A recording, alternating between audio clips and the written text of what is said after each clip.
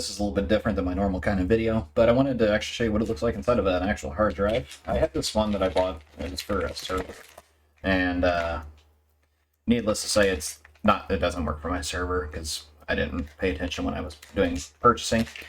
So let's go ahead and tear it open and see what a mechanical hard drive looks like.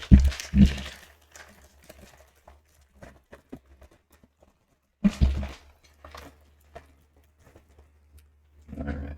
So if you're not familiar with mechanical hard drives on what they physically look like, I'm going to go over the outside first and then we'll get into it. So this little part that's set on is like a sled, so it's designed so you can just slide it into your server. Let me get that side of it. So like if you push on here, it's a little arm so that way you can release it and just pull this directly out of the server like this. And if the hard drive fails, that's what this is designed for. This part actually right here is the actual hard drive. Let me go ahead and take off the sled.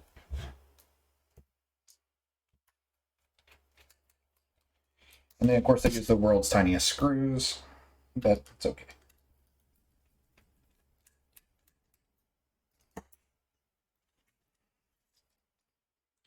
And the toolkit I'm using is a Ifixit Toolkit. They're not a sponsor or anything. I like their toolkits. They have a little bit of, they have something for everything you're trying to get into.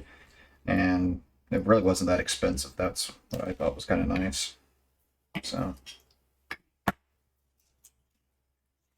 this right here is the sled that sets in on a server. Like I said, this is not typically part of your hard drive. Let me just throw that over there in the garbage. Alright, so this is the actual hard drive. This is I think it's a Seagate. Yeah, it's a Seagate hard drive. So it's not typically terribly bad. So you just plug it in, as you can see on the connectors. Has the controller. It's kind of heavy because it does contain multiple things inside, and we'll get into that. But that's basically what the external of a traditional hard drive looks like. All right, now the fun part's actually getting into this thing. So there are screws on that you can visibly see. Let me see if I can get the lighting. I do have probably too much lighting on this. But there's actual visible screws up here, but there's also screws underneath of the label here, which a lot of people forget about because it's easy to remember these ones, but then to actually pull the top part off of here, then they also have glue to make it even more challenging for you. So this is why, obviously, if you value the data that's on it, don't do this unless you're a super professional and you know what you're doing. Sure, I have the correct bit. I do. Yay! That's a rarity. All right. And that tells you on how much they don't want you to get into it when they use different screws, I think, just to make it more challenging on you.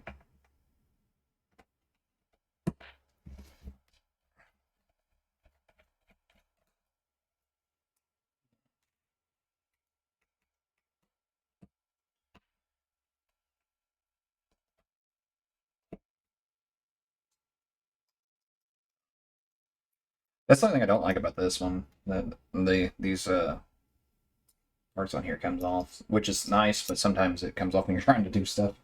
But hey, you can't get everything right.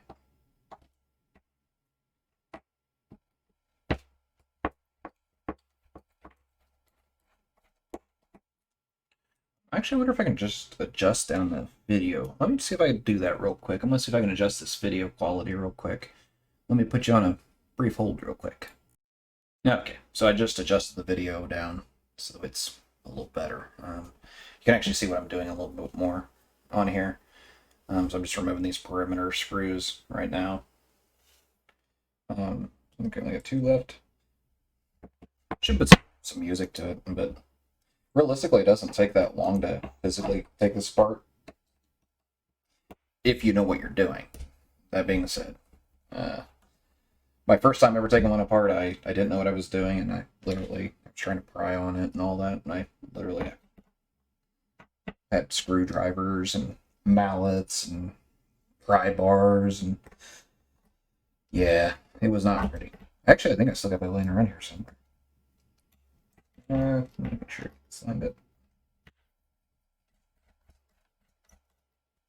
All right, so all those perimeter screws are off.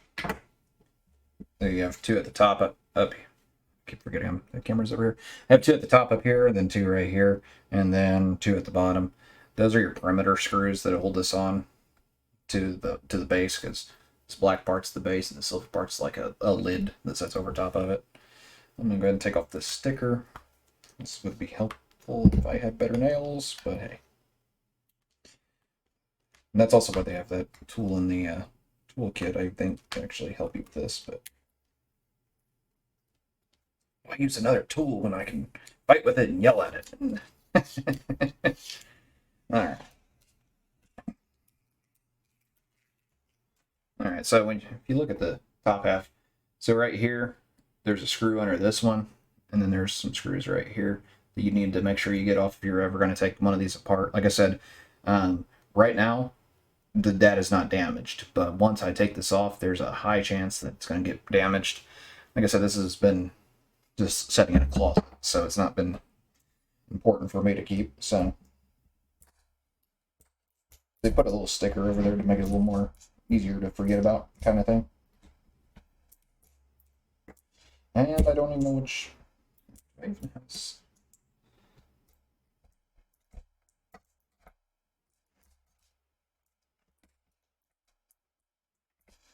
There's probably someone that actually does this for a living watching me going, man, what the hell is he doing?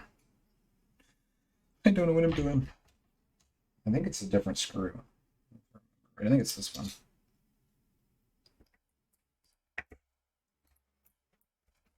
I know this is good for at least getting this tape off of here.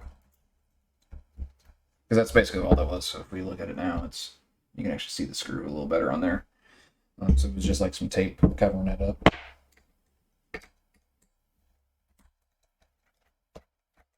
Haha, I was right. Apparently last time I had the Ifixit Toolkit out. What's cool is if you're not sure exactly on the placement, just run your finger over it. You can feel that there's different screws, kind of thing. And you can, I'm assuming they have better tools for that, but I figure if I'm already going to be holding the screwdriver, why not use the screwdriver right now? Trying to make sure I get this in shot for you without hitting the microphone, because that gets really loud when I do that.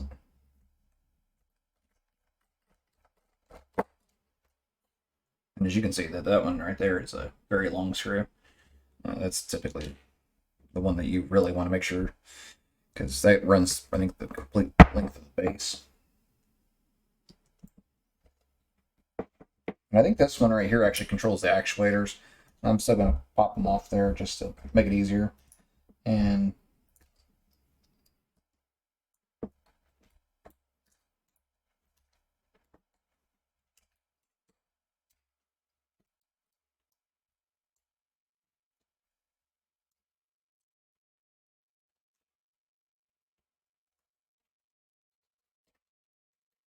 that's, of course, a different size as well. Let me see if it was the original.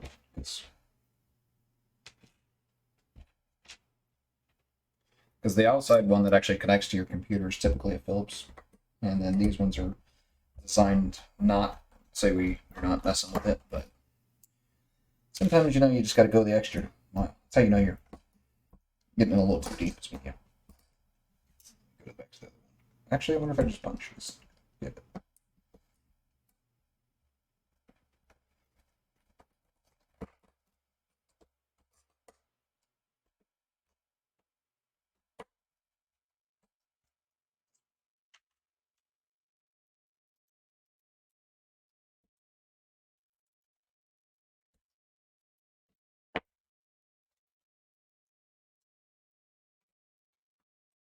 Yep. So they used one in the middle that was a different one, just so you have to make sure you. And now it's another very long screw.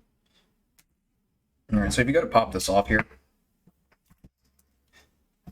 set that over here so it doesn't go flying. So if you go to pop it off here, you'll notice it's still kind of difficult because they have it glued together. But it's not that bad once you get it started. You can just peel it. And I think I forgot something up there at the top, but oh well. We'll just bend it up out of the way. So this is actually what the inside of a hard drive looks like. So right here, let me see if I can get the better view of this. Hang on, everybody. This might get a little dizzy, so if you get a little seasick, this might be the time to pause for a minute. Okay. Alright, so we're back over here. So right here is, let me see if I got something I can use to point with.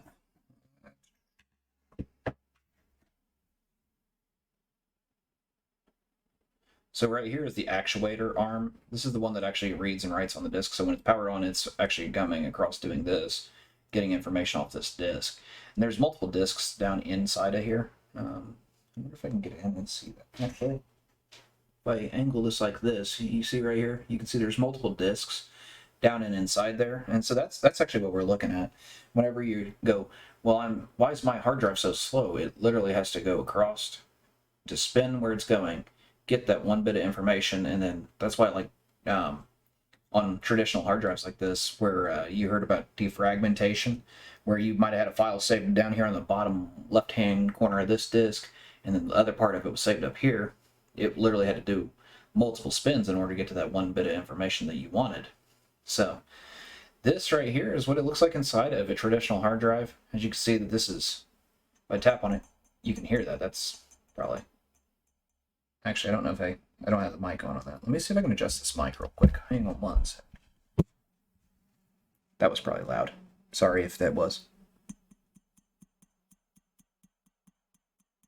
don't know if you can hear that, but I'm banging on the mic itself, or the mic, the plate itself. This is actually glass, so when you see people that actually use like a drill and drill straight through it, because you're cracking this glass, that's what you're doing at that point, and you're making this completely useless.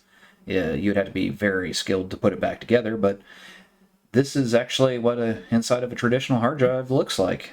Well, I appreciate you for viewing on this, and like I said, this is definitely a little more outside my normal content, but I thought that it would definitely bring some good interest, because a lot of people wonder what they look like, but really don't have any clue. So, with that being said, as my usual spiel like YouTube likes us to do, if you wouldn't mind, go ahead and click like, maybe subscribe, hit the bell notification, and you'll get new content notified whenever we make new content. So, with that being said, have a good one, everybody.